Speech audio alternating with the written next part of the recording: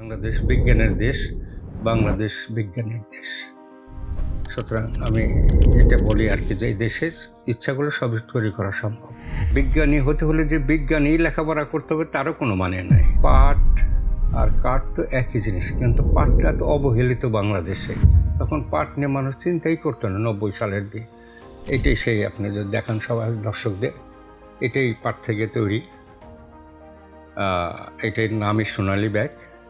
এটা তো একদমই হালকা এবং হালকা, এবং এটা পলিথিনের চেয়ে 2.5 গুণ 1.6 টাইমস শক্ত। স্যানিটারি ন্যাপকিন, মেয়েদের হাইজেন প্যাড যেটা, এটা কিন্তু solid waste. How to solve this problem? এটাও কি ফুললি বায়োডিগ্রেডেবল? ফুললি বায়োডিগ্রেডেবল না, ফ্ল্যাশেবল। ইউজ করার পরে কমোটো দিবেন, ফ্ল্যাশ করবেন, ও চলে যাবে। সুতরাং চেঞ্জিংয়ের জন্য আপনার কোনো ভয় নাই। কোনো মানুষের রাস্তাঘাটে ফেলে দিচ্ছে, কুকুরে টেনে নিচ্ছে, যে একদিন আসছে বাংলাদেশে পাটের সব, যেটা আপনার হয়তো 1 কেজি পাট হাতে করে নিয়ে বাজারে যাবেন, আপনি 1 মণ চাল কিনে নিয়ে আসতে পারবেন। সুপ্রিয় দর্শকবৃন্দ, অন্যরকম কথা পডকাস্টের আজকের পর্বে আমরা স্বাগত জানাচ্ছি বাংলাদেশের এক গর্বিত বিজ্ঞানী ও উদ্ভাবক প্রফেসর ডক্টর মুবারক আহমদ খান, যিনি পাট থেকে তৈরি সোনালী ব্যাগ উদ্ভাবনের মাধ্যমে প্লাস্টিক দূষণের বিরুদ্ধে তৈরি করেছেন এক পরিবেশ বান্ধব বিপ্লব। তিনি জুট ম্যান অফ বাংলাদেশ হিসেবেও বিশ্ব সমাদৃত। তিনি University of New South Wales Australia, Technische University Berlin ও Fraunhofer Institute Germany, Michigan State University USA, Matsumae International Foundation ও কুমামোতো ইউনিভার্সিটি জাপানের মতো আন্তর্জাতিক প্রতিষ্ঠানগুলোর সঙ্গে বিভিন্ন সায়েন্টিফিক গবেষণায় যুক্ত ছিলেন। তার জীবন ও কাজ প্রমাণ করেছে বাংলাদেশি বিজ্ঞানীগণ শুধু স্থানীয় নয়, বরং বিশ্বমঞ্চেও নেতৃত্ব দিতে সক্ষম। তাই চলুন জেনে নিই এই অসাধারণ মানুষটির চিন্তা, দর্শন ও বিপ্লবের এক অন্যরকম গল্প।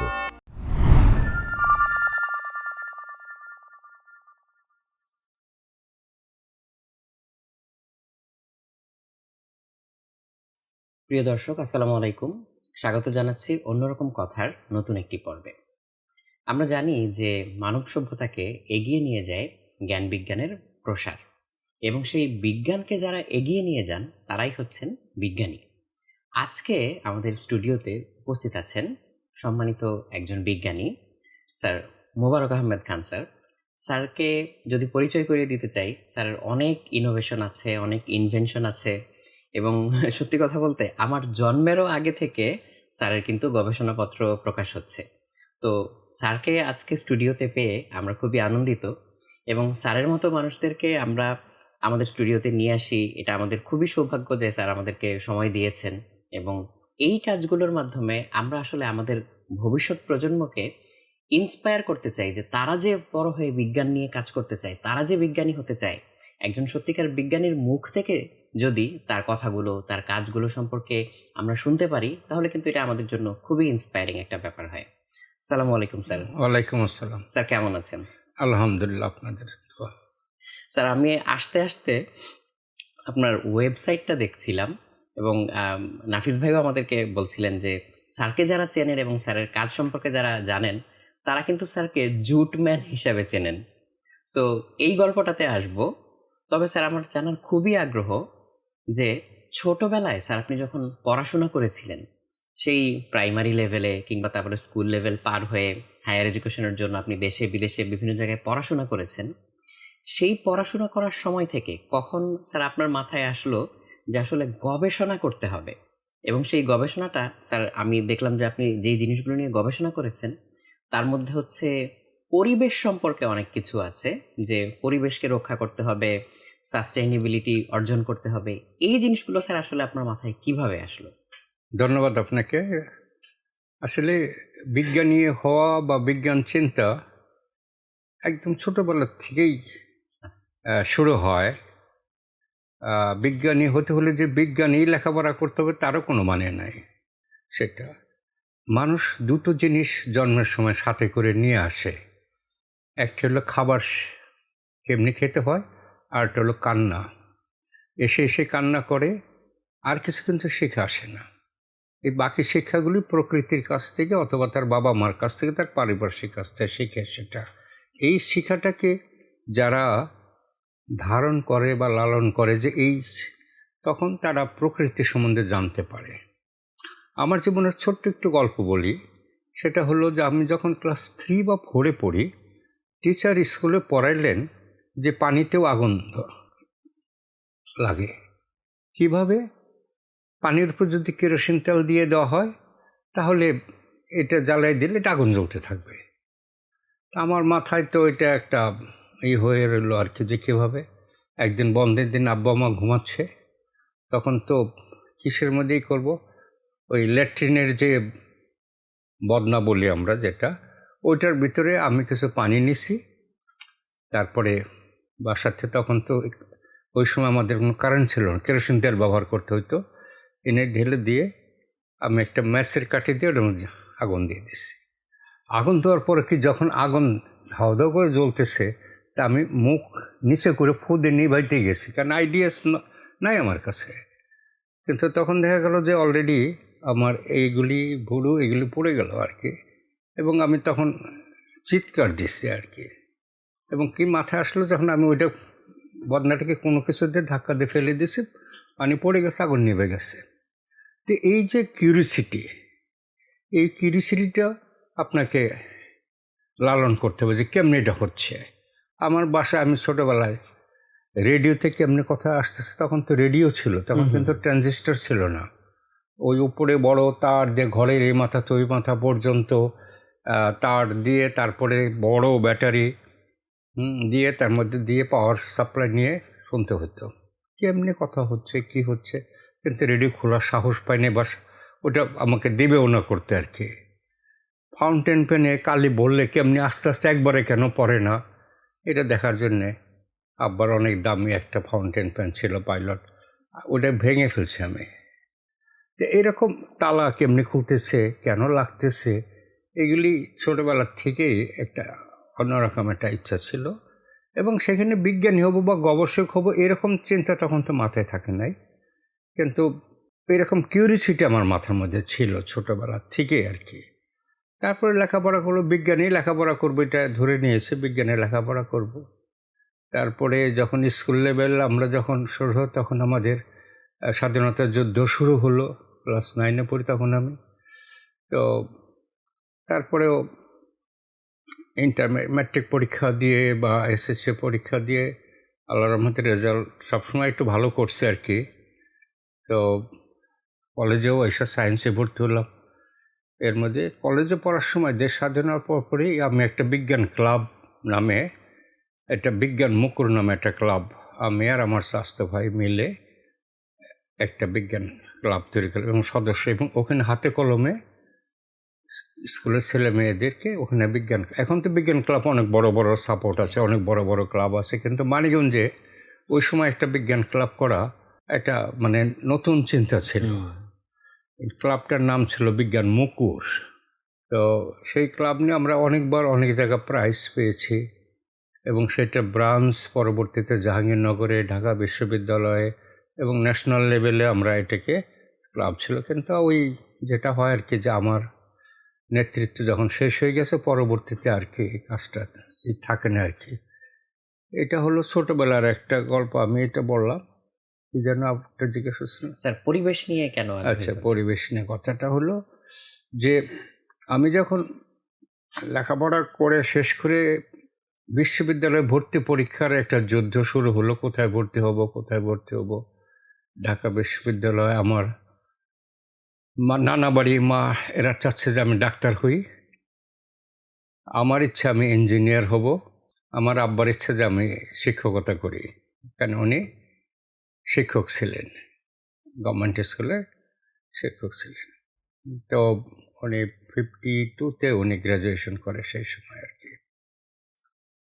তো আমি শেষমেশ বুয়েটে ভর্তি পরীক্ষা দিতে যাব, আমার আব্বা আমার অ্যাপ্লিকেশনটা ছিঁড়ে ফেললো যে আমি চাই না যে তুমি ইঞ্জিনিয়ার হও। কারণ তার একটা ধারণা ছিল যে ইঞ্জিনিয়ার মানে হলো প্রফেশনাল একটা চুরিবিদ্যার সাথে জড়িত থাকে এরা আর কি, এরকম। আর আমার কখনোই মেডিকেল সায়েন্সের ওই এগুলি মানে ভালো লাগে না আর কি। কিন্তু তারপরে আমি মেডিকেল সায়েন্সে পরীক্ষা দিয়েছি, আমি চান্স পাই নাই। ভাইবা পরীক্ষা দিতে গেছি, তখন আমি একটা টি শার্ট পরে গেছি, বলছে যে ভাইবা দিতে আসছো, টি শার্ট পরছো কেন, টি শার্ট পরে তো খেলার মাঠে সবাই, মানে আমার ইচ্ছাই নাই আর কি। সে এবং একটা প্রশ্ন করলো যে আজকে নতুন ব্রিটিশ হাই কমিশনার বাংলাদেশে জয়েন করছে গতকাল, তার নাম কি, একজন মহিলা। এটা একটা প্রশ্ন আমি তখন পেপারে ওইরকমভাবে পড়তে পারিনি, এবং একটা ব্রিটিশ হাই কমিশনার এখনও জিজ্ঞেস করলে কোন হাই কমিশনার নাম কি, কয়জন বলতে পারবো আমি জানি না।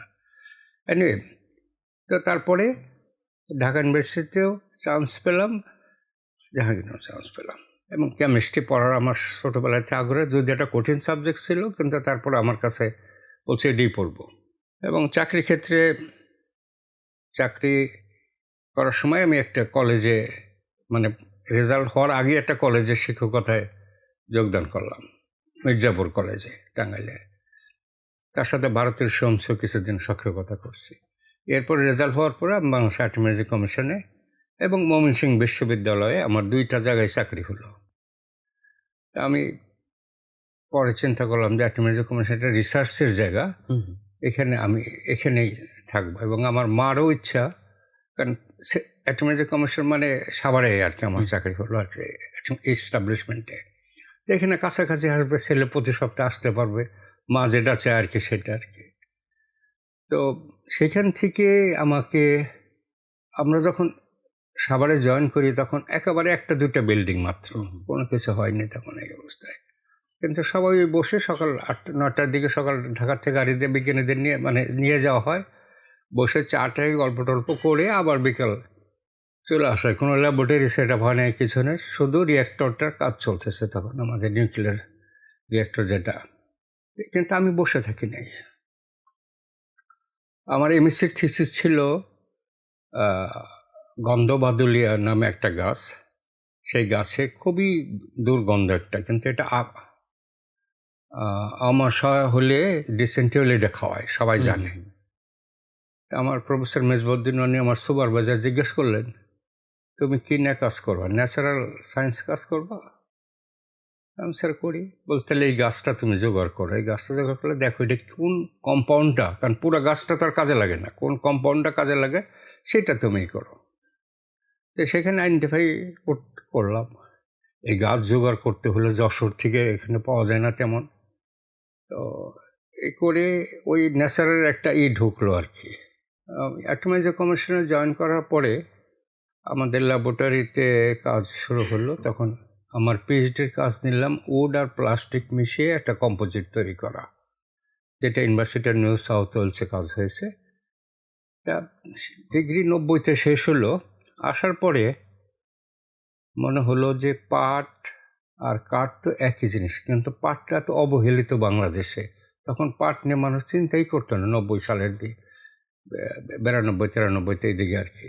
কারণ এইটা নিয়ে কিছু কাজ করা যায় কিনা, এবং সেই কাজের কথা চিন্তা করেই আমি আর্টিমিউজিক কমিশনে বসে পাট নিয়ে কাজ করব, এটা সবার কাছে একটা অন্যরকম মনে হলো। কিন্তু আমার মাথায় একটা আইডিয়া আসলো, সেই আইডিয়া দিয়ে আমরা একটা প্রজেক্ট জমা দিলাম ইন্টারন্যাশনাল অ্যাটমিক এনার্জি কমিশনে, আইইএ বলে আর কি, যেটা ভিয়েনাতে আমাদের হেড অফিস। তো ওদের কাছ থেকে আমি ফান্ডা পেয়ে গেলাম। ফান্ডা পেলাম এই পাটকে রেডিয়েশন দিয়ে নতুন কম্পোজিট মেটাল তৈরি করা, এবং সেই রিসার্চের পাশ থেকে বেরিয়ে আসলাম আমার জুটিনের আইডিয়াটা, যেটা আমার প্যাটেন্ট হলো 8 সালে, পাট থেকে ঢেউটিন। কারণ আমার কাছে মনে হলো কি করে মানুষের জন্য, একটু গ্রামের মানুষের জন্যে, আমি কম্পোজিট নিয়ে কাজ করলাম 95-এ জার্মানিতে। তা আমি তো ওটা জাস্ট থিওরিটিক্যাল কাজ করে আসলাম। থিওরিটিক্যাল কাজ করে আসার মানে এইটা না যে এটা দিয়ে আমি একটা কিছু করব। তখন চিন্তা করলো এটা অ্যাপ্লিকেশন, যে আপনি যেটা বললেন যে অ্যাপ্লাইড সাইডে কেমনে নেওয়া যাওয়া যায়। সেই অ্যাপ্লাইড সাইডে যাওয়ার সময়ই আমার মনে হলো যে কী বানাইলে, আমি যদি গাড়ির বডি বানাই তাহলে তো দেশ থেকে কেউ কিনবে না, গাড়ির বডি কিনবে না। তো সুতরাং কোন জিনিসটা দেশের মানুষের সবচেয়ে প্রয়োজন। তখন দেখা গেলো যে ঢেউটিন, মানে গ্রামে গঞ্জে একটা বাড়ি বানায়, কষ্ট করে বাড়ি বানায়, 3-4 বছর পরে এটা রাস্ট পড়ে নষ্ট হয়ে যায়, তখন জুটিন এটার বানানো হলো। আর্থিক অনটন, মানে কমিশনের থেকে টাকা পয়সা, প্রজেক্ট পাওয়া, কারণ একটা নির্দিষ্ট প্রজেক্ট না থাকলে, আর আমার এই প্রজেক্টগুলিকে খুব আমি বলবো আর কি যে খুব করা হচ্ছিল না, অ্যাপ্রিসিয়েট করা হচ্ছিল না, যে পার্ট দিয়েও কী করতেছে এরকম আর কি। তো জুটিন যখন বানালাম তখন আপনার এরকম মোটামুটি দেশে বিদেশে সারা পড়ে গেল যে এরকম একটা বায়োবেসড জিনিস থেকে একটা আঁশ থেকে এই ধরনের জিনিস জুটিন বানানো যায়, যারা আয়ুষ্কাল 100 বছরের বেশি, আগুনে পুড়ে না, পানিতে নষ্ট হয় না, এবং ইচ্ছা করলে এটাকে আবার রিসাইকেল করা সম্ভব একটা মেথডে। এইগুলো হওয়ার পরে ইন্টারন্যাশনাল অ্যাটমিক এনার্জি কমিশনের ডিজি উনি আসছিলেন, বলল যে অ্যাটমিক এনার্জি ব্যবহার করে, রেডিয়েশন ব্যবহার করে এই জিনিস বানানো যায়, এটা আমারও মাথায় ছিল না। এই ভেরি মাচ অ্যাপ্রিসিয়েটেড। এলে পাটের গল্প। তারপরে যখন 2002 সালে আমাদের পলিথিন ব্যান করলো বাংলাদেশ সরকার, তখন তদানীন্তন গভর্নমেন্ট, বোধহয় খুব সম্ভব শাহজাহান সাহেব পাট মন্ত্রী ছিলেন, তো ওনাকে আমি ওই মিটিংয়ে না করেছিলাম, কারণ লাকিলি আনফর্চুনেটলি আমি ওই মিটিংয়ে ছিলাম অ্যাটমিক এনার্জি কমিশনের প্রতিনিধি হিসাবে, যেহেতু আমি পলিমার নিয়ে কাজ করি, পাট নিয়ে কিছু কাজ করি, আমাকে নমিনেট করেছিল। তো মিটিংয়ে তখন সবাই পলিথিন বন্ধ করে দেবে এবং আমরা পাটের ব্যাগ ইউজ করব। তখন আমি 4-5 জন মন্ত্রী ছিল, সেক্রেটারিরা ছিল, পলিথিনের ব্যবসায়ীরা ছিল, বিশাল বড় কনফারেন্স রুমে সাংবাদিকরা ছিল, কিন্তু আমি একমাত্র ব্যক্তি মনে যেটা বন্ধ করেন না। I raised my voice not to ban this polythene. কারণ বলছে কেন? আমি যে আপনারা কথাটা রাখতে পারবেন না, কারণ আপনার কোনো সাবস্টিটিউট নেই, কোনো অল্টারনেটিভ নেই, কী দিয়ে বন্ধ করবেন আপনি? বলছে পাটের ব্যাগ। আমি যে পলিথিন কিন্তু পাটের ব্যাগকে প্রতিস্থাপন করে আসে না, নিজের গুণ এসে নিজের জায়গা করে নিয়েছে। কারণ তার যে বৈশিষ্ট্য, তার যে গুণাগুণ, যে পাটের অনেক বেশি ভালো গুণ, যার জন্য মানুষ সহজে এটা ব্যবহার করতেছে, কিন্তু আমরা পাটকে ওই পর্যায়ে নিতে পারছি না। তখন ওই দিন তারতে ব্যান করলো, আইন হয়ে গেল, কিন্তু আপনারা এখনও পর্যন্ত দেখেন কত আইন হয়েছে, কিছু বর্তমান সরকার এসে করলো, কিছুই হচ্ছে না। তখন আমি বেরিয়ে আমি আল্লাহর কাছে একটা বললাম যে আল্লাহ আমাকে একটা শক্তি দাও বা আমার মাথায় চিন্তা দাও যে এই জিনিসটার বিকল্প যেন আমি করতে পারি আমার দেশীয় জিনিস থেকে।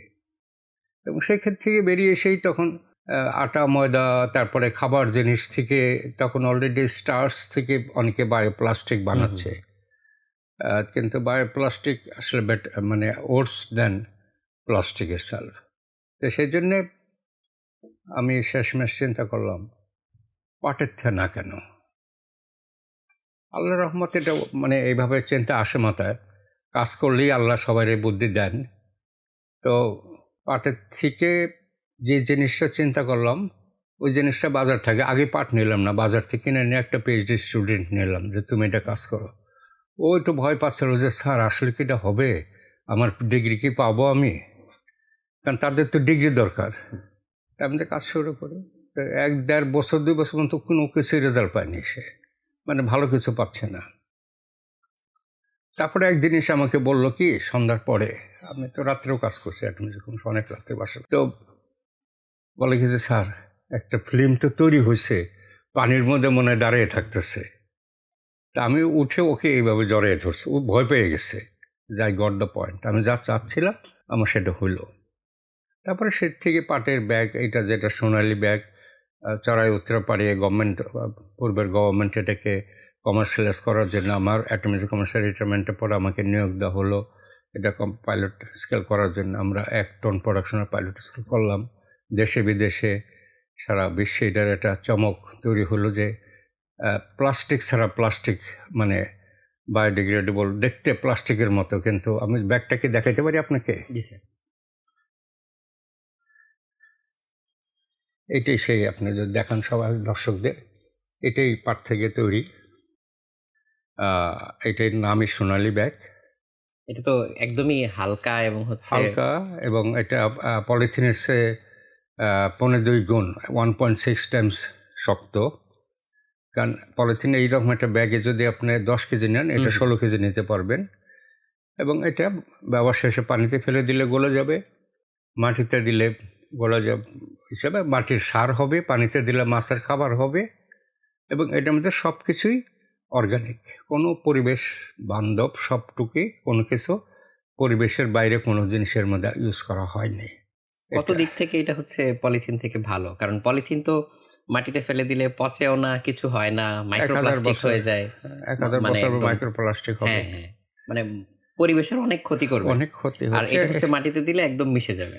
এটাই সেই ব্যাগ যেটা আমরা সোনালী ব্যাগ হিসাবে সরকার এটার নাম দিয়েছিল, সোনার প্রোডাক্ট, সোনালী আঁশ থেকে তৈরি। আমি নামটা প্রস্তাব করেছিলাম, আমাদের সরকার এটাকে সিলেক্ট করেছে এবং এটা প্যাটেন্ট হয়েছে বাংলাদেশ সরকার এবং ইন্টারন্যাশনাল প্যাটেন্টও হয়ে গেছে এটার। 164টা কান্ট্রিতে এটা এখন প্যাটেন্ট রাইট আছে। এগুলি সবই কষ্ট করে করতে হয়েছে এবং এর যে আর্থিক সব আমাকে নিজেই বিয়ার করতেছে, কোনো জায়গাতে আমি সাপোর্ট পাই না এগুলি করার জন্যে। নেভারদেলেস আল্লাহ আমাকে অনেক দিয়েছে, কিন্তু আমি কাজ করে যাচ্ছি এটা। এরপরে এটার জটিল আর এটা আমি শুধু গ্রাউন্ড ব্রেকিং এর কথাগুলি বলতেছি, যদি আপনার বিরক্ত সময় কথা মনে আছে না, আমি না জানি। স্যার আপনি বলেন। তো আপনারা জানেন যে একটা সময় মহামারীর মতো আমাদের দেশে আসলো, সেটা হলো যে ফরমালিন। হুম। আমে ফরমালিন, মাছে ফরমালিন, খাবারে ফরমালিন, হোটেলে খেতে গেলে ভাতের মধ্যে ফরমালিন, মানে সব জায়গায় ফরমালিন। তখন সরকার একটা বিব্রতকর অবস্থায় পড়ে গেল। তখন আমি চিন্তা করলাম যে এইটা তো ফর্মালডিহাইড, এটা তো কেমিস্ট্রি জানলে মানুষের জানা যায় আর কি এটা কেন হবে না। তো পরে আমি কি করলাম যে ওটাকে আমি চিংড়ির খোসা থেকে আমি এক ধরনের কেমিক্যালস আহরণ করলাম, যেটা আমার নিজস্ব আবিষ্কার না, কাইটোসান নামে যেটা, এটা সারা বিশ্বে প্রিজারভেটিভ হিসেবে ইউজ হয়। কিন্তু আমারই হলো যে আমার দেশে চিংড়ি রপ্তানি হচ্ছে, খোসাগুলি সব ফেলে দিচ্ছে, এটা আরও পরিবেশের ক্ষতি করতেছে, যদি এখন আর ফেলা হয় না। কারণ সেই সময় খোসাগুলি নিয়ে আমরা দুইজন ছাত্রী নিলাম ঢাকা ইউনিভার্সিটির। তারা তো এমএসসি স্টুডেন্ট, এক বছরের মধ্যে থিসিসের 6-7-8 মাস গেছে, দুইজনে কান্না গেছে, আর কিছুই তো হলো না। কিন্তু পরবর্তীতে আমি ঠিকই এটাকে প্রিজারভেটিভ হিসাবে বানিয়ে আমি আমের উপরে প্রয়োগ করলাম। আম 21 দিন 22 দিন টেবিল উপরে নর্মাল অবস্থায় থাকতেছে, ফ্রিজে রাখতে হয় না। জাম, আমাদের ট্রপিক্যাল ফ্রুট যা আছে। এবং এই সময় আমি এটা পেপারে একটা বললাম যে আবিষ্কার একজন সাংবাদিকের মাধ্যমে। তদানীন্তন প্রধানমন্ত্রীর দৃষ্টি আকর্ষিত হলো এবং উনি আমাকে ডেকে নিয়ে গেলেন এবং একটা বিশাল বড় মিটিং ডাকলেন সবাইকে নিয়ে। একটা স্টিয়ারিং কমিটি করে দিল যে ও যা বলছে এটা ঠিক আছে কিনা কথাগুলি। এবং এটা প্রমাণিত হলো যে ন্যাচারাল প্রিজারভেটিভ দিয়ে আমাদের আম, কাঁঠাল, জাম, লিচু সবই, এবং প্রত্যেকটা ফলের উপর আলাদা আলাদা করে আমার এমএসসি স্টুডেন্ট, পিএইচডি স্টুডেন্ট পর্যন্ত কাজ করেছে, যেটা প্রমাণিত সব কিছু, যেটা আমার দেশে হচ্ছে ফেলে দেওয়া জিনিস থেকে এটা আমরা তৈরি করলাম। এবং পরবর্তীতে আমি প্রধানমন্ত্রীর গভর্নেন্স ইনোভেশন ফান্ড আছে, যেটা প্রধানমন্ত্রী নিজস্ব ফান্ড থেকে দেন।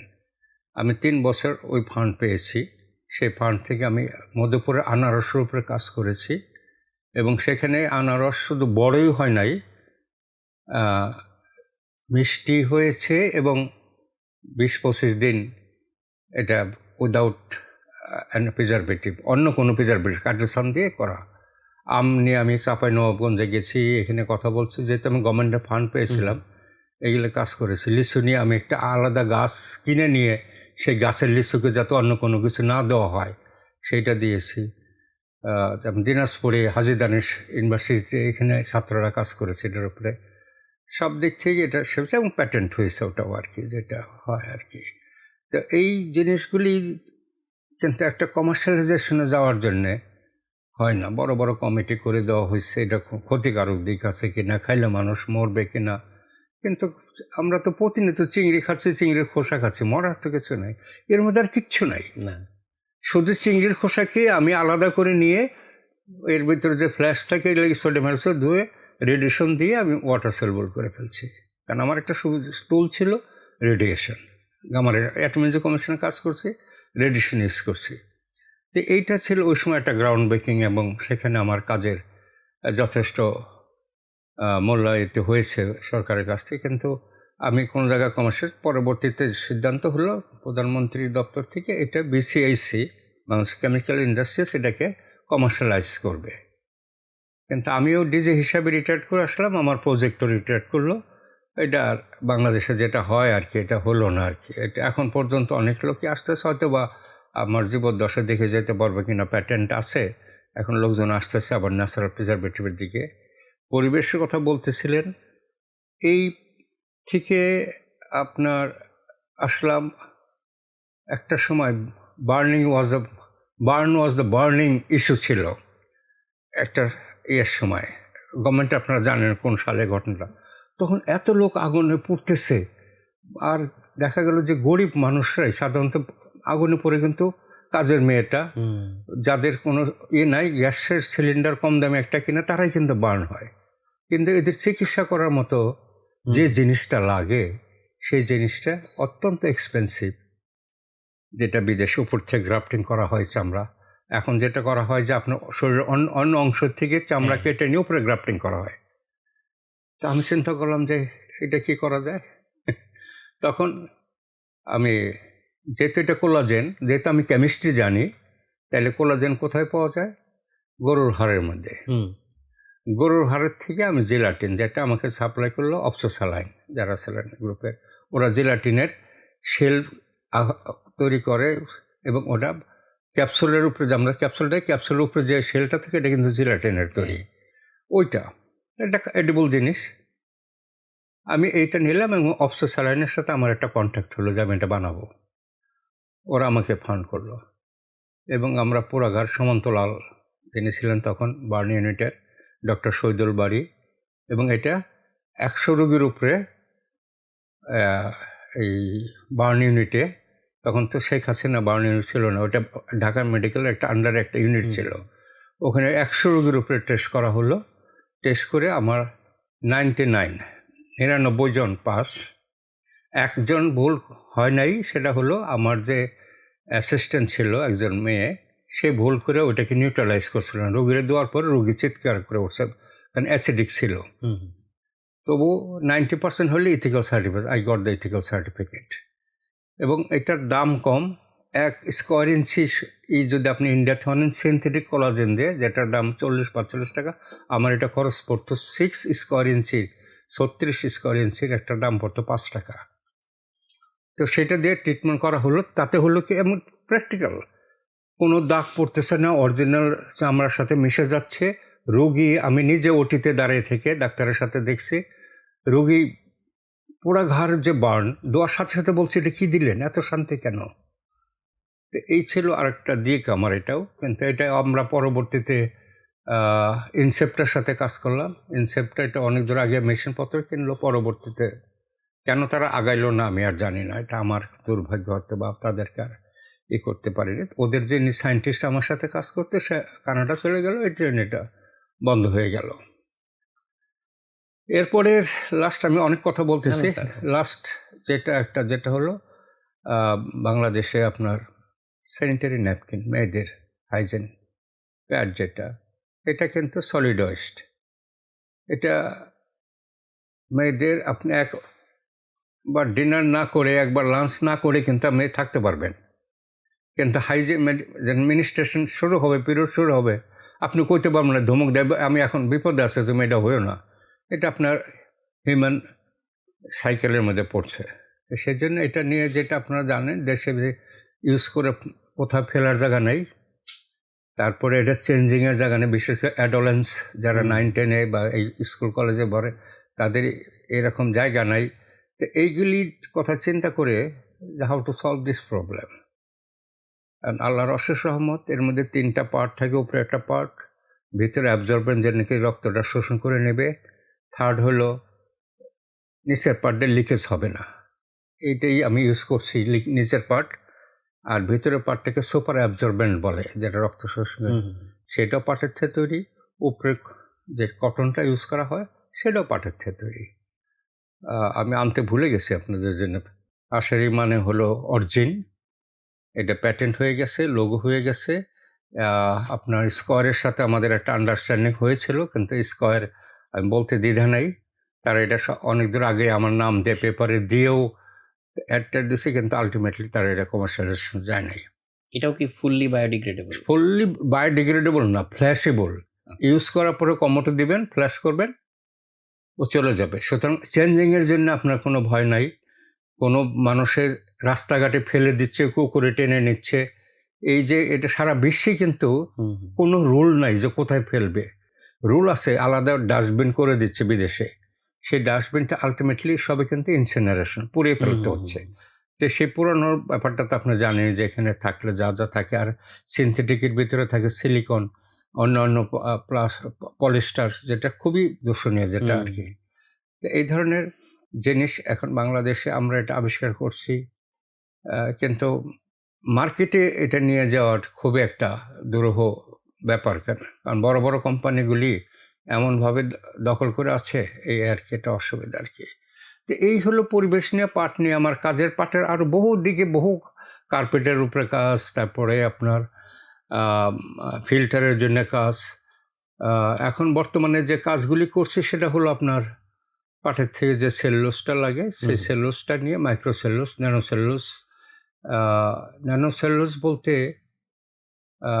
২ কেজি পাটের থেকে ১ কেজি ন্যানোসেলুলোস পাওয়া যায়। ৩% সলিউশন, ১০০ গ্রামের এটার দাম হলো ৳১,০০,০০০। ১,০০,০০০ টাকা। তাহলে পাটের যদি ন্যানোসেলুলোস ২ গ্রামের দাম যদি ৳১,০০,০০০ হয়, তাহলে সেটা পাটের দাম কোথায় যেয়ে দাঁড়াবে? আমি সেজন্য বলছি যে একদিন আসছে বাংলাদেশে পাটের যেটা আপনার হয়তো ১ কেজি পাট হাতে করে নিয়ে বাজারে যাবেন, আপনি ১ মণ চাল কিনে নিয়ে আসতে পারবেন। তার মানে পাট হচ্ছে মানে সত্যিকার অর্থেই সোনায় পরিণত হচ্ছে। এটা আমার রিসার্চ চলছে। এবং পাটের থেকে আরেকটা অংশ থাকে যেটা লিগনিন, কালো অংশটা যেটা থাকে যখন আপনার ট্রিটমেন্ট করি, এই সোনালী ব্যাগ তৈরি হয় সেলুলোজ থেকে। এর হুম, বাই প্রোডাক্ট লিগনিন। লিগনিন নিয়ে আপনার আমরা কাজ করতেছি। আপনি জানেন লিথিয়াম ব্যাটারি, হুম, এখন যত ব্যাটারি আমরা এনার্জি স্টোরেজ যত ব্যাটারি ইউজ করি সব lithium based battery. Lithium is very dangerous, খুবই। খুবই ডেঞ্জারাস। এই ব্যাটারি আমি ফেলে দিচ্ছি। কোথায় ফেলছি? আল্লাহর রহমতে আমরা খালি ফেলেই দিচ্ছি, কিন্তু এর কী হবে? সেই লিথিয়ামের উপরতেই পাটের লিগনিন দিয়ে আমি ব্যাটারি বানাইছি অলরেডি, এখন যেখানে কাজ করছি। এবং এখানে ব্যাটারি স্টোরেজ। আরেকটা হলো ডাইসেন্সিটাইজ সোলার সেল, যেটা হলো যে সোলার সেলটা আমরা সিলিকন সোলার সেল, হুম, হুম, হুম। সোলার প্যানেল, এটা আমি লাল শাকের রং দিয়ে বানাইছি, হলুদের রং দিয়ে বানাইছি। বানিয়ে আমি ১,২৭,০০,০০০ টাকার একটা প্রজেক্ট পেয়েছিলাম ওয়ার্ল্ড ব্যাংক থেকে। সেই কাজটা ওই আমি রিটায়ারমেন্টের পরে ওটাও বন্ধ হয়েছে, কিন্তু আমরা আবার শুরু করতেছি এখন, যেন সারা বিশ্ব এই পরিবেশের উপরে যে কথা বলেন, আমার সবসময় মাথার মধ্যে যে আমার দেশে যা আছে আমি তাই দিয়ে শুরু করতে চাই। বিজ্ঞানী যারা ছোট বাচ্চা বা তাদের জন্য বলা যে তোমার হাতের কাছে যা আছে তাই দিয়ে তুমি পাট খড়ি একটা ঘর বানাও না, হুম, হুম। এইরকম করে শিখাইতে হবে ওদেরকে আর কি। এটা হলো আমার একটা সাজেশন আর কি। স্যারের কাজগুলোর মধ্যে হচ্ছে একটা কমন প্যাটার্ন হচ্ছে খুবই ভাল লাগলো। মানে আমরা আমাদের জন্য ইন্সপিরেশন হিসেবে নিতে পারি। সেটা হচ্ছে স্যার যখন জুটিন নিয়ে কাজ করছিলেন, তখন স্যার তো চাইলে হচ্ছে গাড়ির ইন্টেরিয়র বানাতে পারতেন কিংবা হচ্ছে মানে লাক্সারি আইটেম বানাতে পারতেন। সেটা না বানিয়ে হচ্ছে স্যার ঢেউটিনের দিকে গিয়েছেন। যাতে এটা আমাদের দেশের মানুষ ব্যবহার করতে পারে। কিংবা করছে। হচ্ছে এই জিনিসটা হচ্ছে মানে নরমাল যে প্লাস্টিক বা পলিথিনের থেকে কত দিক দিয়ে বেটার। যে এটা পানিতে দিলে হচ্ছে পানিতে মিশে যাবে, মাছের খাবার হবে কিংবা মাটিতে দিলে সার হয়ে যাবে। মাইক্রোপ্লাস্টিকের যে বিপদ সেখান থেকে কমপ্লিটলি এটা হচ্ছে এর মধ্যে সেফ। প্লাস্টিকই নাই। প্লাস্টিকই নেই এটার মধ্যে। তো এই প্যাটার্নটা খুবই স্যার ইন্সপায়ারিং লাগলো আমার কাছেও যে আমার হাতের কাছে যা আছে সেইটা দিয়ে আমি সলভ করব এমন একটা প্রবলেম যেটা হচ্ছে আমার দেশের মানুষকে হচ্ছে আগের চেয়ে রাইট। বেটার একটা কন্ডিশনে নিয়ে যাবে, শান্তি দিবে, স্বস্তি দিবে। সো এইটা আমার মনে হয় যে আমরা আমাদের জন্য খুবই বড় একটা হচ্ছে শিক্ষা হিসেবে নিতে পারি। আমি একটু অ্যাড জি করি স্যার, আপনার অবশ্যই। সাথে। সেটি হলো যে আমাদের দেশে বহু ব্রেন ড্রেনেজ বলা হয়। সবাই বইটা এত কষ্ট করে একটা ছেলে ভর্তি হয়, পড়ে দেখেন ম্যাক্সিমামই চলে যাচ্ছে, এবং যারা ফার্স্ট ক্লাস পাচ্ছে বা ইউনিভার্সিটি ব্রেনগুলি চলে যাচ্ছে আমেরিকাতে। আমেরিকা, আমি বলছি না উন্নত দেশে হায়ার এডুকেশন যেতেই হবে, হুম, হুম। হায়ার এডুকেশন যাবে। হায়ার এডুকেশন শেষ হওয়ার পরে কিন্তু প্রত্যেকটা বাঙালি ছেলেরই একটা মনের মধ্যে দ্বন্দ্ব তৈরি হয়, যেটা আমারও। বেটার লাইফ, প্যাট্রিয়টিজম, কোনটা আমি কাজ করব? আমেরিকা থাকলে তো আমি আরামে থাকতেছি, লেখাপড়া, সিকিউরিটি সব কিছু আমার। ঢাকা শহরে গেলে আমার জাম এই সেই আছে, ওই সব আছে। তা আমি কোনটা নেব? আর যারা ফিরে আসেন তারা এসেও আমি তো এত দামি যন্ত্রপাতি দিয়ে কাজ করছি, এখন তো এইসব যন্ত্রপাতি বাংলাদেশে নেই, তাহলে আমি কি রিসার্চ করব? আমি তাদের উদ্দেশ্য বলি, সবসময় বলি আমি, যে আপনার কাছে যা আছে তাই দিয়ে শুরু করেন। আমার এটার জন্যে এই মেশিনপত্র সব আমার নিজের হাতে তৈরি করা। I am not engineer, but এটা আমি দেশের প্রযুক্তি দিয়ে আমি একজন ডিপ্লোমা ইঞ্জিনিয়ার হায়ার করে আমি এটার মেশিন বানিয়েছি। তাহলে আমাদের দেশে কেন আমরা পারবো না? চাইনিজদের বা আমেরিকানদের ঘাড়ে আল্লাহ দুইটা মাথা দেয় নাই, একই মাথা আমার আপনার দেশে, ওরা পারলে আমরাও পারি। সুতরাং আমি বলি যে পাট থেকে এখন রোহিঙ্গা ক্যাম্পে অনেকগুলি ঢেউ টেনে ঘর চলছে, আমরা পাট থেকে সোলার সেল তৈরি করতেছি। এরকম আমাদের অনেক কাজ যা আমাদের হাতের কাছেই আছে, একদম ন্যাচারে পড়েই আছে, যেগুলোতে আমরা অনেক কাজ করতে পারি। আল্লাহ কিন্তু আমাদের ছোট্ট একটু দেশকে অনেক, সেন্ট মার্টিন এইরকম অনেক বড় বড় দেশ আছে যেখানে কিন্তু এইরকম কোরাল আইল্যান্ড নাই, যেটা আমাদের আছে। আমাদের একটা সুন্দরবন ম্যানগ্রোভ আছে, যেটা অন্য দেশে নাই, যেখানে চিংড়ি হয়, এখানে আলজি হয়। সে আলজির থেকেও কিন্তু আমি অনেক প্ল্যান্ট গ্রোথ প্রমোটার, এটা কথা ভুলে গেছি, সেটা হলো প্ল্যান্ট গ্রোথ প্রমোটার, মাছ মানে ইয়েকে খাওয়ানো, গাছকে খাওয়ানো। সেটা হলো গাছ দুইভাবে, মাটির নিচের থেকেও খায়, উপরে সূর্যের আলোর থেকেও নিচ্ছে।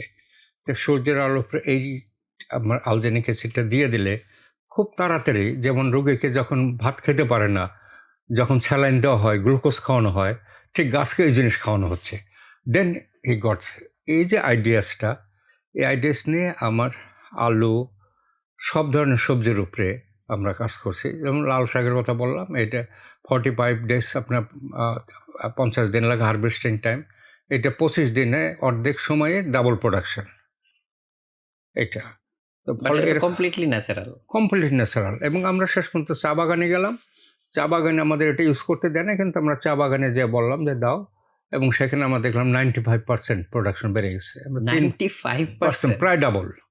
কিন্তু ওই চা বাগানের যারা মালিক আছে তারা এটাকে যে রেজিস্ট্রেশন করবে, ইয়ের সাথে কথা বলবে, টি বোর্ডের সাথে, এটা একজন আগে আসছিলেন, কিন্তু আল্লাহ আমার দুর্ভাগ্য উনি মারা গেলেন রাত্রেই, ফলে আর এটা আগায় না। তার মেয়ের সাথে কথা হলো, উনি এটা করে। এরকম অনেক বিজ্ঞানীরা অনেক আবিষ্কার করে বসে থাকে। সেটা বিজ্ঞান মনস্কর কথাটা যদি আমি আসি, সেটা হলো আমরা জানি যে নিউটনের মাথার মধ্যে আপেল গাছ থেকে আপেল পড়েছিল, এটা একটা গল্প।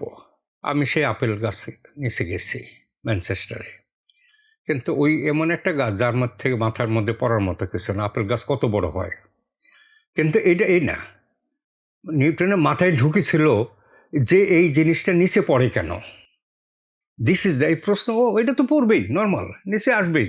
কিন্তু আসলে বিজ্ঞানীর মাথায় হলো যে কেন আসবে, এটা কেন উত্তর দিকে, দক্ষিণ দিকে, উপর দিকে গেল না। এই চিন্তা মনস্কটা আপনারা যে কাজটা শুরু করছেন, এই কাজটা ছোটোবেলার থেকে যদি মাথার মধ্যে একটু ঢুকাই দিতে পারেন, হোয়াই অ্যান্ড হট, হাউ, এবং তার অ্যান্সারটা দিতে হবে তার কাছের লোকদের কাছে, না পারলে আরেকজনকে। বাচ্চা আলবার্ট তার বাপ তাকে পিটাইছে, আপনারা জানেন গল্প, কিন্তু তার মা স্কুল শিক্ষিকা ছিল, সে তাকে সব প্রশ্ন উত্তর দেওয়া শুরু করছে। আমি আলবার্ট বাড়িতে গেছি, আমি এদেরকে তীর্থস্থান মনে করি, যে এই বিজ্ঞানীদের বাড়িতে। আমি আইনস্টাইনের বাড়িতে গেছি। তো এরা হলো যে কেন আলবার্ট প্রায় 300-র উপরে আবিষ্কার, তার বাস প্রথম ছিল তার বাঁশঝাড়ের ভিতরে তার বাড়ি, সেই বাঁশঝাড়ের ফিলামেন্ট দিয়ে প্রথম বাল্ব বানাইছে। এই যে তার মাথাটা নিজের থেকে নেওয়া আইডিয়াসটা, এইরকম আমার দেশ সম্পদে ভরা, আমার দেশ বিজ্ঞানীর দেশ, মাথায় প্রচুর আইডিয়া আছে, কিন্তু আমাদের একটু উৎসাহ দেওয়া। বাংলাদেশ, আমার স্লোগান আছে একটা, বাংলাদেশ বিজ্ঞানের দেশ, বাংলাদেশ বিজ্ঞানের দেশ। সুতরাং আমি এটা বলি আর কি, যে এই দেশের ইচ্ছাগুলো সবই তৈরি করা সম্ভব। স্যার যে যন্ত্রপাতির কথা বলছিলেন, তার মানে একজন বিজ্ঞানীর আসলে সবচেয়ে দামি যন্ত্র হচ্ছে তার নিজের মস্তিষ্ক। অফকোর্স, এক্স্যাক্টলি তাই। সে যদি মনে করে সে যন্ত্র, আলবার্ট কেউ যন্ত্র কিনে দেয় নাই, সে সিনেমার যে বানাইছিল, আজকে আমরা যে ভিডিও দেখতে যা করছে, এটা কিন্তু তার কেউ বানিয়ে দেয় নাই। আমার সোনার ব্যাগের কোনো যন্ত্র আমাকে বানিয়ে দেয় নাই। আমি স্যানিটারি ন্যাপকিন তৈরি করতেছি, কেউ বানিয়ে দেয় নাই। এইগুলি ডাইসেন্সিটার, সোলার সেলের যে কিছু কিছু জিনিস আমার কিনতে হয়েছে, বাকি জিনিসগুলো আমার নিজের থেকে হচ্ছে, করতে হচ্ছে। এগুলো সবই সম্ভব এই দেশে। স্যার এই কৌতূহলটা হচ্ছে বাচ্চাদের মধ্যে আসলে কিভাবে ধরে রাখা যায়? কারণ আমরা দেখি যে অনেক বাচ্চাই হচ্ছে অনেক বিষয়ে প্রশ্ন করে এবং যখন উত্তর পায় না ওরা কিন্তু ধীরে ধীরে হচ্ছে ডিমোরালাইজড হয়ে যায়, ডিসেন্সিটাইজড হয়ে যায়। তখন ও আর প্রশ্ন করতে আসলে আগ্রহ বোধ করে না। ও মনে করে যে এটা তো হচ্ছে এমনি হবে, এইরকম একটা হ্যাঁ। আইডিয়া ধরে নেয় আর কি, কিন্তু তা না। তো এই প্রশ্ন করার আগ্রহটা কিভাবে আমরা নার্চার করতে পারি? নার্চার করার ব্যাপারে হলো যে স্কুলের প্রথম দিকে একটা ব্রেনকে আপনারা জানেন যে একটা কাঁচা মাটিকে যে দিকে হুম, সে হুম। সাথে করা যায়, স্কুলে ক্লাস 5 পর্যন্ত হলো আমাদের একটা আসল জায়গাটা আর কি, যাকে একটা বিজ্ঞান মানুষ করা ওর হাতে। আপনি এই জার্মানিতে যান, আমাদের দেশে বাচ্চাদের 5 পর্যন্ত পরে কিছু ধরতে দেয় না বাচ্চা হুম, বাপ হুম, মা। হুম, হুম। আর যান ক্লাস একদম নার্সারিতে যাচ্ছে, তাকে হাতে আগে কেচে দিচ্ছে। আমার নাতিন আছে, সে কেটে কেটে কেটে কেটে এটা জোড়া লাগাও, এটা জোড়া লাগাও, কোনো লেখাপড়া নাই। কেটে কেটে জোড়া লাগাচ্ছে, এটা লাগাও, এটা লাগাচ্ছে। এই যে যে লাগানো এবং ড্রয়িং শেখাচ্ছে, সে আমাকে আঁকছে, দাদা ভাইকে আঁকলাম। তো এরকম এই যে তখন ও কিন্তু লেখাপড়া জানে না, ওকে গান শেখাচ্ছে, ওকে এই জায়গা শেখাচ্ছে। এবং তারপরে কি করবে ওরা যখন 4-5-এ পড়বে, আমার ছেলে যখন আমার সাথে যেমন থাকছে, ওদের নিয়ে যাবে আলু, হুম। একদম ফিল্ডে নিয়ে যাবে, আলু কেমন চাষ হয়, সেই আলু কোথা থেকে এসে কীভাবে প্রসেস করে চিপস হচ্ছে, দোকানে নিয়ে যাচ্ছে, সেই চিপস কেমনে দোকানে বিক্রি হচ্ছে, এইটার পরে দেন তুমি এখন আলু বোনো। আমাদের লেখাপড়াটাকে ওই জায়গায় নিয়ে আসতে হবে। খালি এই যে এতগুলি বই পিঠে দিয়ে আর বাপ মাকে বোঝাইতে হবে A+ পাওয়াই মানে বড় কথা না। এটা একদম সব বাপ মারে বোঝাইতে হবে, তোমার বাচ্চাকে চিন্তা করার দাও, ওকে চাপিয়ে দিও না কিছু। ওর ওপেন মাইন্ডে যা হয় তাই, ও যেটা নিয়ে খেলতে চায় সেটাই খেলতে দিতে হবে। ও যা চায় তাই দিতে হবে। লোহা লস্কর থাকলো, কিছু থাকলো, আস্তে আস্তে সে কিছু একটা বানাক, এটাই করতে হবে, আর হাতের কাছে দিতে হবে এগুলি। তা নইলে বিজ্ঞান মনস্ক হবে না। আমাদের দেশে মানুষ লেখাপড়া করে, ভালো রেজাল্ট করলে ভালো ইউনিভার্সিটি হলে আমি ভালো একটা চাকরি পাবো, এবং চাকরি পেলে আমার it's a kind of investment বাপ মার। হুম। আমরা তো একজন মাস্টারের ছেলে, আমরা তো খুব সচ্ছলভাবে লেখাপড়া করতে পারি না, আমরা স্টাইপেন্ড পেয়েছি।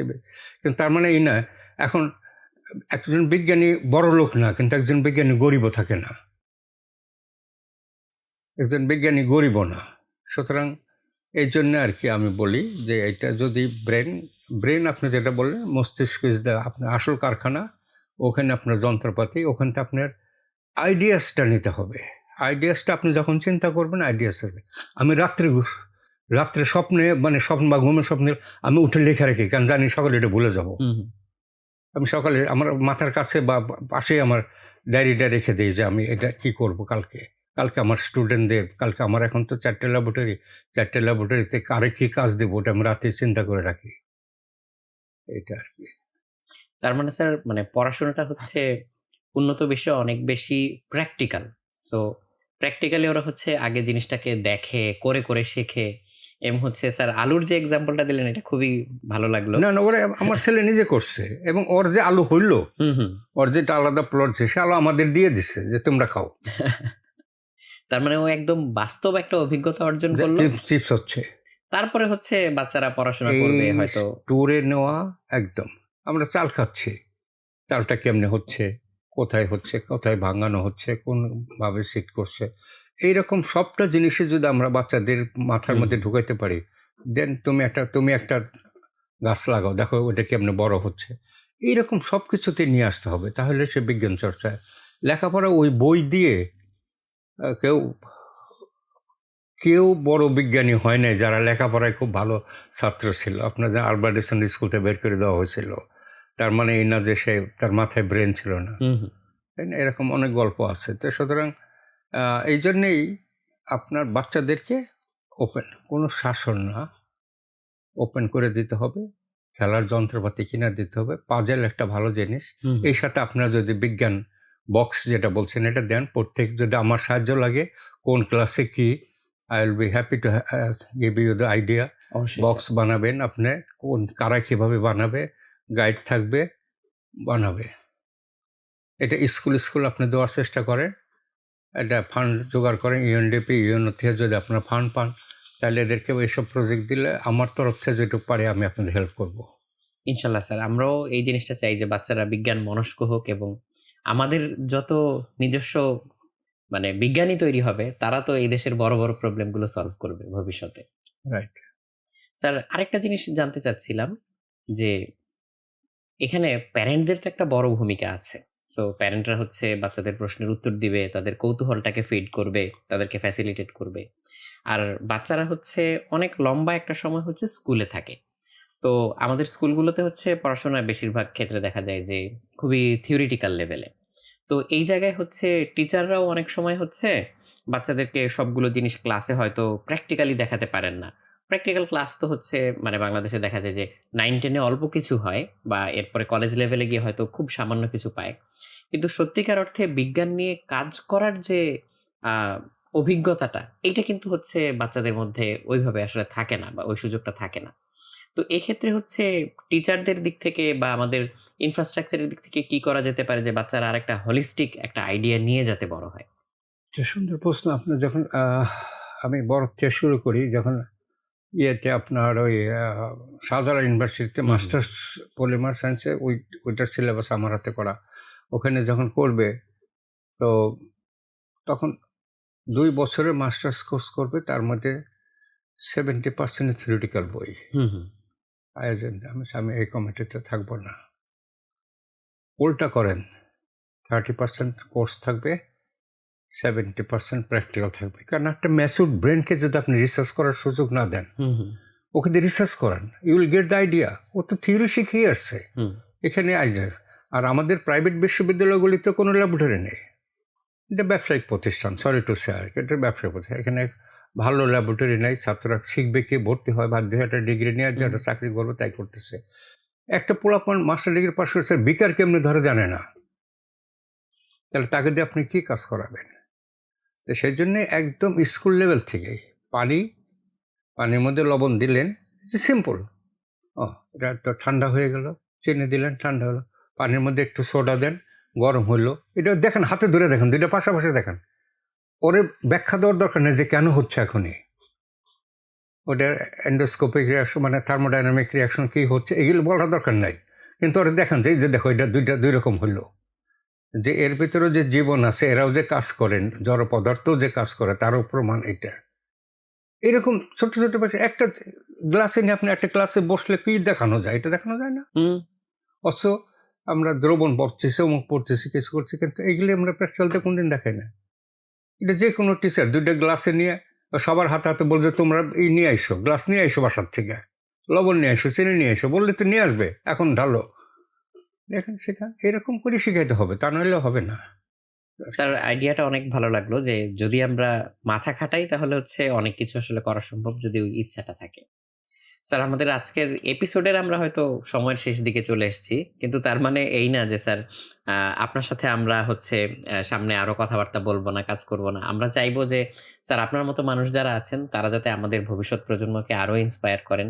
ওদের সাথে হয়তো আমরা একটা মিট আপ এর আয়োজন করতে পারি। ওরা হয়তো স্যার আপনাকে ডিরেক্টলি কিছু প্রশ্ন করবে, আপনার সাথে ইন্টারেক্ট করবে। ওরা অনেক ইন্সপায়ার্ড হবে, অনেক খুশি হবে। আমি একদম স্কুল লেভেলে আমাকে কেউ কথা বলতে নিলে আমি যাই, ইউনিভার্সিটি লেভেলে যেখানে হয় কথা বলতে হলে আমি যাই। কারণ আমি জানি যে এই দেশকে, বাংলাদেশকে বিজ্ঞানের দেশ, বিজ্ঞানীর দেশ না বানাইলে হবে না। ইনশাআল্লাহ স্যার। আমাদের ছোট দেশে আল্লাহ অশেষ সম্পদ দিয়ে রাখছে। আমার এই সম্পদগুলি খালি আমি কেমনি নেচারের থেকে নিয়ে আমি কাজে লাগাবো, এইটি হলো আমারই হলো যে এইটা করলে আমার কারো উপরে ডিপেন্ড করতে হবে না। এবং যে যন্ত্রপাতি, ওগুলি কিচ্ছু দরকার নেই। আমি তো রকেটে যেতে, আমি তো চাঁদে যেতে চাচ্ছি না। আমি আমার দেশের মানুষ নিয়ে কিনে সেফে থাকবো, এটা আমি কাজ করব। স্যার যাওয়ার আগে আমাদের স্টুডেন্টরা যারা দেখছে তাদের জন্য যদি স্যার আমাদের এই ক্যামেরায় আমাদের স্টুডেন্টরা যারা দেখছে, ইয়াং যারা আছে, যারা এখনো পড়াশোনা করছে, যারা এখনো হয়তো কোনো প্রফেশনাল লাইফে প্রবেশ করেনি এখনো, সো তারা এখনো এক্সপ্লোরিং, তাদের জন্য যদি স্যার একটা পরামর্শ দিতেন। আমার কথা হলো, বিজ্ঞান মনস্ক হতে হলে নেচারের দিকে তাকিয়ে থাকতে হবে। নেচারে কি ঘটতেছে, সূর্য পূর্ব দিক থেকে উঠে পশ্চিম দিকে অস্ত যায়, আমরা পড়ছি, এটা স্বতঃসিদ্ধ ধরছে। আসলে কি সূর্য উঠে না ডুবে? এটা তো কোথাও সূর্য উঠেও না ডুবেও না, কারণ এটা আমরা স্বতঃসিদ্ধ ধরে নিচ্ছি। সেরকম আর কি, চাঁদ রাত্রে উঠতেছে কেন, এটা কমতেছে বাড়তেছে, এটা গাছে আম পাকে কেন, পাকলে ওইটা আগে পড়ে কেন, গাছের পাতা শুকাচ্ছে কেন, শুকনা পাতার সাথে এই পাতার পার্থক্য কী, একটা আম গাছ বুনলে আম গাছই হবে, বট গাছ বুনলে বট গাছই হবে, বট গাছে কখনো আম ধরবে না।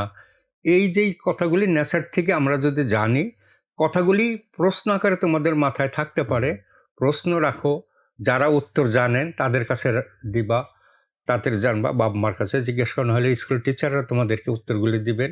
আর টিচাররাও যদি না জানেন তাদের কাছ থেকেও যারা টিচার আছে তাদের কাছে উত্তরগুলি জেনে নেওয়া ভালো। আমি চাই এই দেশটা ওই যে স্লোগানে বাংলাদেশ বিজ্ঞানীর দেশ, বাংলাদেশ বিজ্ঞানের দেশ। সবাই বলে বাংলাদেশ গানের দেশ, নাটকের দেশ, সোনার বাংলার, আমি সবই মানি, কিন্তু এই স্লোগানটা আমাদের সাথে দিবে আজ থেকে আমরা সবাই যদি দিই, বাংলাদেশ বিজ্ঞানীর দেশ, বাংলাদেশ বিজ্ঞানের দেশ। ধন্যবাদ সবাইকে। Thank you so much sir. Sir আপনাকে অনেক ধন্যবাদ আজকে আমাদের সাথে এই সময়টা দেওয়ার জন্য।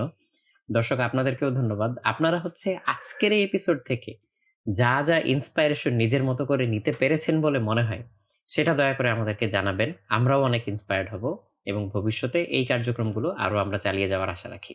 সবাই ভালো থাকবেন, সুস্থ থাকবেন। আসসালামু আলাইকুম।